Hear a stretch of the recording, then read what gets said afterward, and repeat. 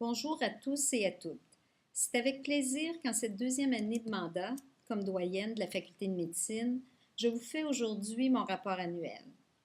Cette tradition de la faculté consiste à faire le point sur l'année passée et à mettre en valeur certaines activités qui résument bien l'ampleur de tout ce qui se fait chez nous à la faculté. Commençons par l'équipe de direction. Tout d'abord, nous avons eu cette année quelques changements dans l'équipe de direction.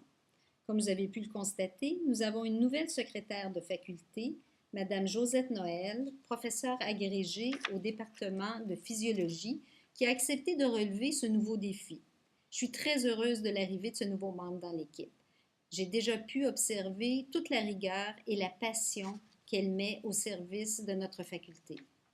Je m'en voudrais ici d'oublier de remercier Madame Chantal Lambert, qui a assumé les fonctions de secrétaire de faculté pendant les 6 dernières années et qui est maintenant retournée au département de pharmacologie, où ses étudiants la retrouvent avec grand bonheur.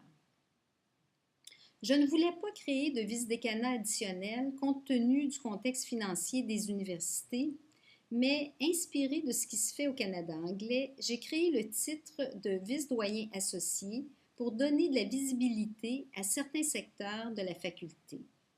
Donc, du côté du campus en Mauricie, M. Régent Duplain, directeur du campus depuis juin 2011, a été nommé vice-doyen associé au campus de l'Université de Montréal en Mauricie.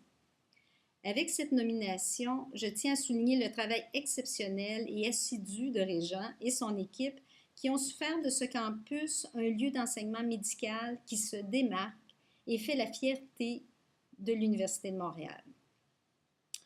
Plusieurs d'entre vous sont déjà au courant, mais j'aimerais souligner qu'à partir de janvier 2013, M. André Ferron quittera ses fonctions de vice-doyen aux sciences fondamentales, aux sciences de la santé, à la santé publique et aux études supérieures. Toutefois, nous sommes chanceux, puisqu'il a accepté de rester à la faculté durant son année de ressourcement pour me conseiller et conseiller l'équipe de direction sur certains projets académiques. André, le travail que tu as accompli, tout d'abord dans l'équipe de direction de Jean Rouleau et ensuite dans la mienne, est gigantesque. Et tout le monde sait ici à quel point tes efforts, ton savoir et ta rigueur ont permis à la faculté de se développer. Tu es un défenseur exceptionnel de nos programmes de formation et ta passion pour les étudiants a toujours guidé tes actions. Pour cela, je t'en remercie et t'en serai éternellement reconnaissante.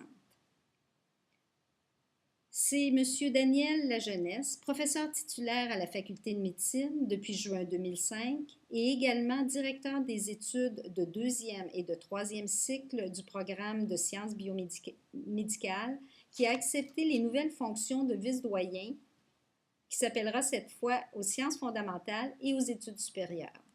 Je le remercie d'accepter ce nouveau défi et je suis confiante que son apport dans l'équipe de direction sera des plus bénéfiques. Alors Daniel, bienvenue dans notre équipe. Cet automne, j'ai aussi voulu rendre plus visible le volet vie étudiante et facultaire et c'est pourquoi j'ai donné le titre de vice-doyen associé à la vie étudiante et facultaire à 3 personnes.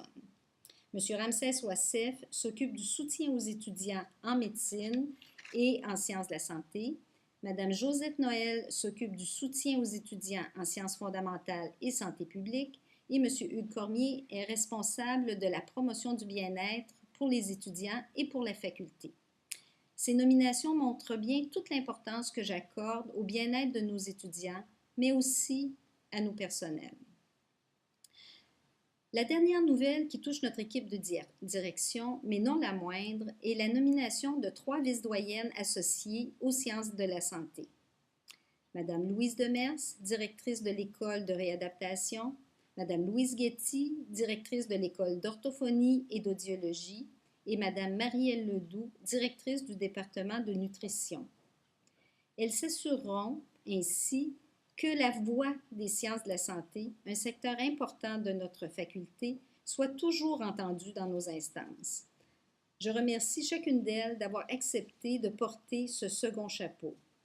Je n'ai pas parlé du secteur de la santé publique puisque la direction de l'université prévoit que ces 3 départements se détacheront de la faculté en juin 2013 pour constituer les fondations d'une école de santé publique ayant le statut de faculté.